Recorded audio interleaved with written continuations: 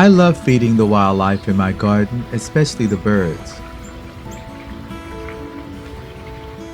I also like placing beautiful pieces in the garden, like this lovely bowl. It made for a beautiful appearance in the garden. But what I didn't realize was that the birds were afraid of it. Each time they flew near, they would pull back or fly away quickly. The reflection from the bowl scared them. I stopped using the bowl, pulled the table forward, and let them eat from their familiar bowl instead.